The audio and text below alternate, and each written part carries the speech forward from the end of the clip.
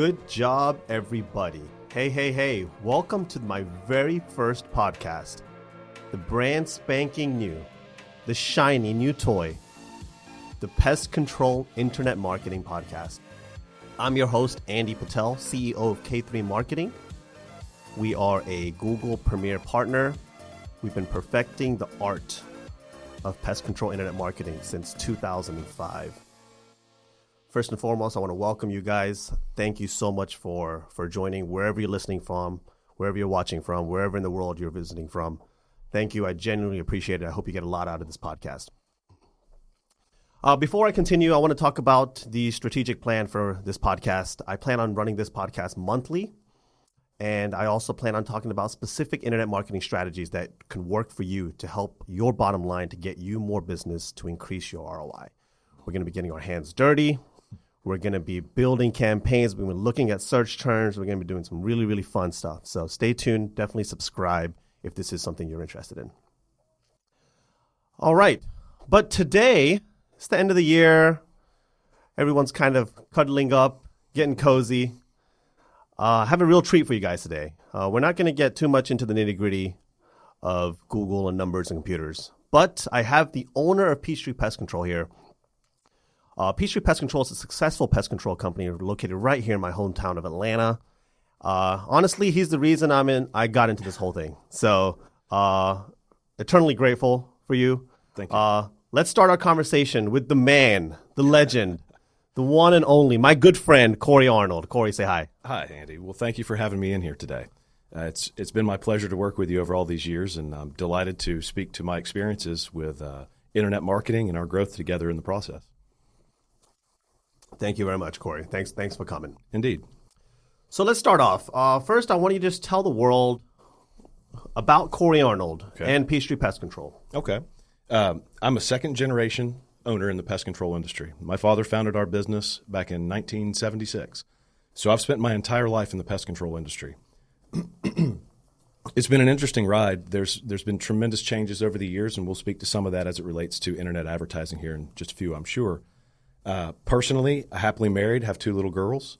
We live in Walton County, Georgia. Monroe is our hometown. I'm able to enjoy a little bit of land and nice. Just doing me, just being the country boy that I've always been. Good. I like that. Yeah, thank you. I like that. What about the company, Peachtree Pest Control?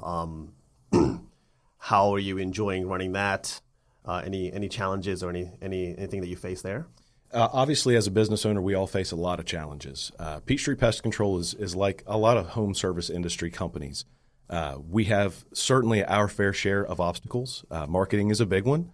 Making sure we have a ready supply of fresh and current leads is keenly important to staying in business. We've got 42 years of experience. We're a very recognized name in our marketplace.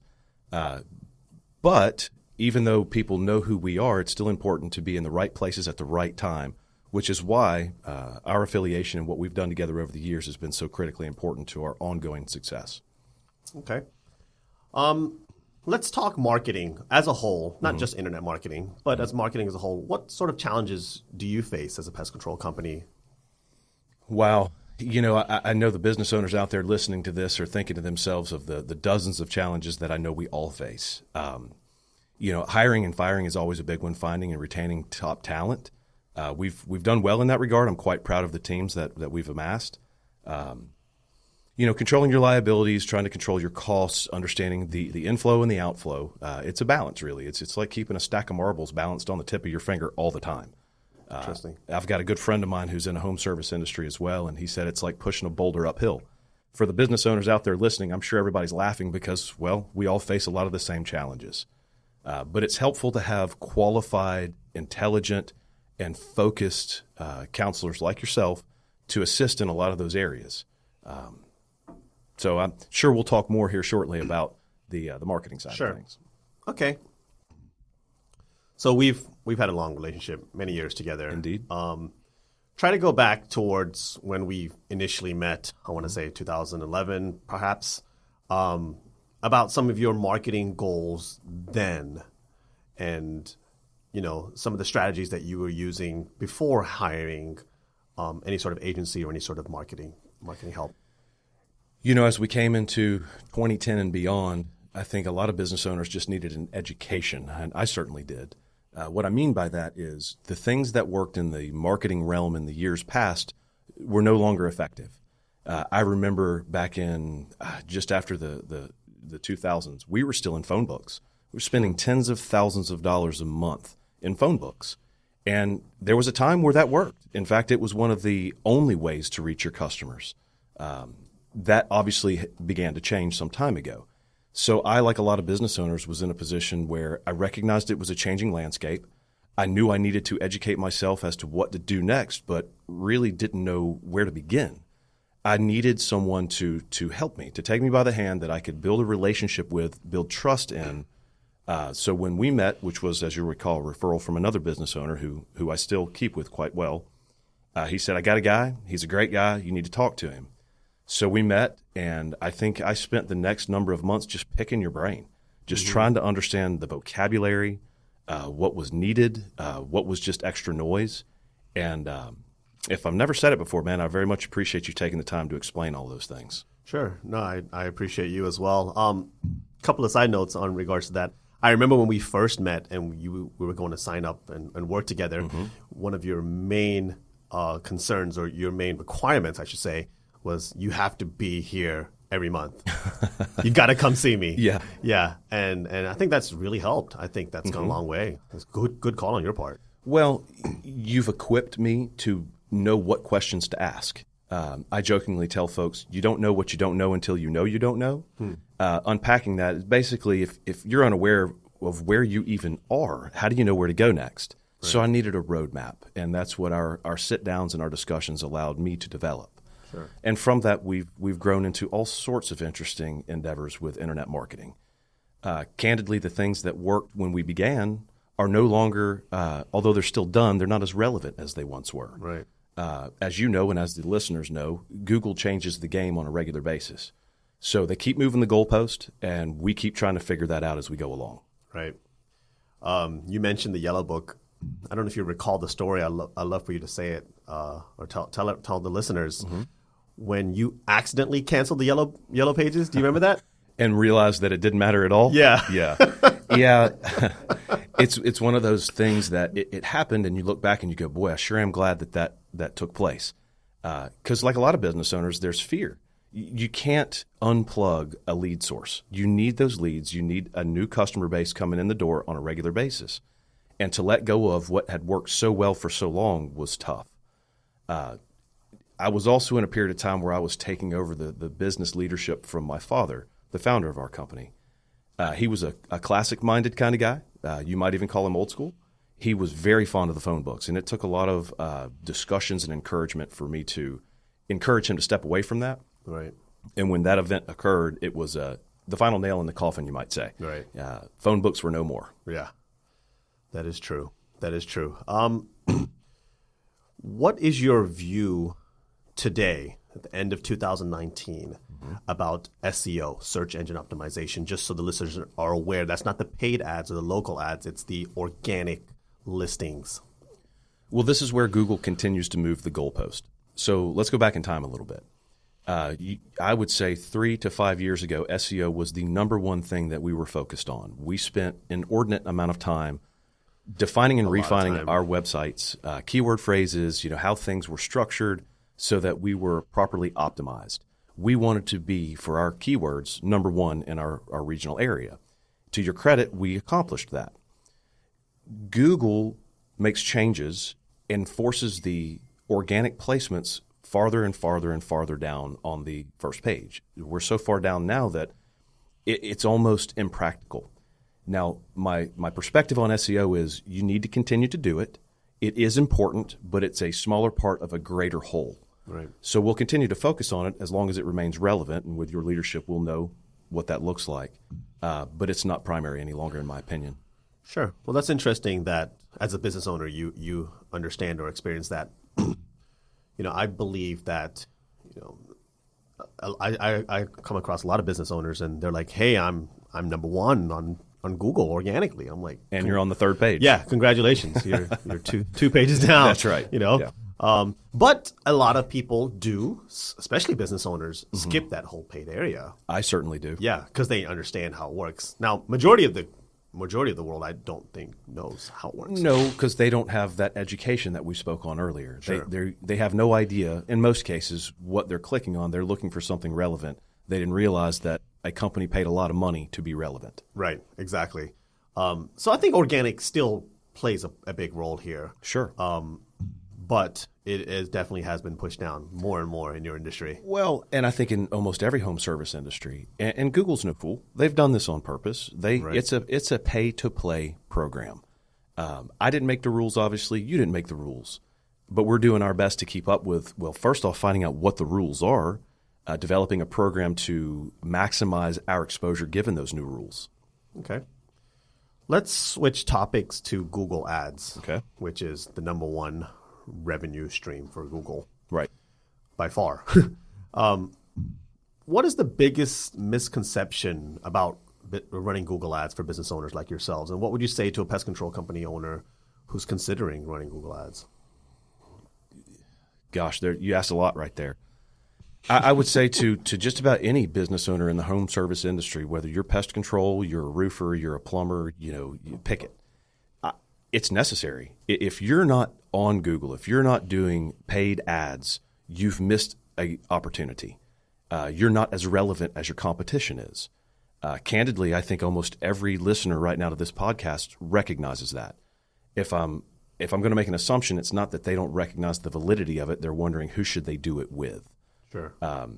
I'd tell them pick somebody, anybody, and get started, and then pay attention. It can be a slippery slope. There's a lot of details in it. You need to know that you've got a good advocate on your team for it, and pay attention because it can get very expensive. But it's critical. It is one of the primary ways that we receive a new lead flow in our businesses. Right. You have an internal marketing team, or at least a team that helps you with certain elements of marketing? Yeah. So why do you still use an agency to manage ads? Because it's such a complex and ever-changing environment when it comes to Google. It would be unrealistic, given the nature and size of my businesses, to expect an internal marketing team to stay 100% current and relevant all the time. I'll give you an example. I have people who work for me who help me manage my books, but I also retain a third-party CPA. I do it for the same reasons that you and I continue to work together. I need a third party whom I can trust, who has the time and focus and background to stay ahead of the curve. And that's what makes this work. We have to stay ahead of the curve. If you're behind, you've missed the opportunity. Right. Okay. Last question. What are some general internet marketing tips that you have for other pest control owners? Feel free to talk Google, SEO, local listings, reviews, all that stuff. Just don't maybe spill your secret sauce, but, I wish there was a secret sauce, candidly. I think it's, first off, you need to know who your buyer is. You need to understand what their triggers are. If we're talking pest control, you need to recognize that that's a need, not a want. And the way people shop for needs versus wants are very different. Someone will take a lot of time and enjoy the process to buy a brand new car, but if they've got a bug problem, they just want to solve it immediately for as cheap as possible in most cases. What that means is you need to be in the right place at the right time with the right messaging. People do their shopping online nowadays. I mean, there's a reason most of the retailers around the country are pushing their internet sales. They're closing storefronts. There's a reason people are online. So when somebody has a need, not a want, but a need, they're trying to solve it immediately.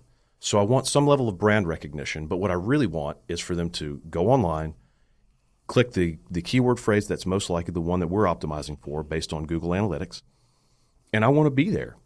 Sure. Now, it can be expensive, but this is where I think, and I'm going to step outside of the marketing piece for just a second. I'm going to talk to the business owner aspect.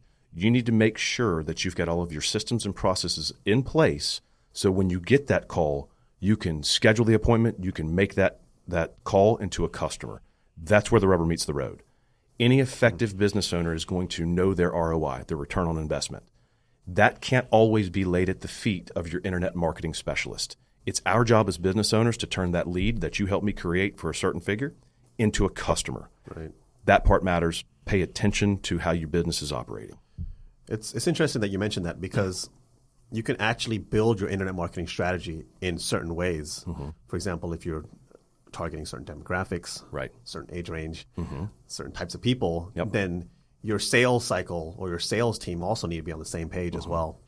That's a frustration that I have is, Sure. hey, I got you so many leads. They're so good. Yeah. I And the can't close them for customer you. says, but it's not working. Well, why is it not working? Because you got the lead. It's your job to get the sale. Your job meaning the me as the business owner. Sure. I'd also encourage pest control operators to recognize the seasonality with what we do. Now, I'm likely speaking to the choir at this point. Sure. The types of problems we face in the pest control industry are different in the summer than they would be in the winter. Your marketing strategy needs to reflect that, which means your marketing specialist needs to be aware of it.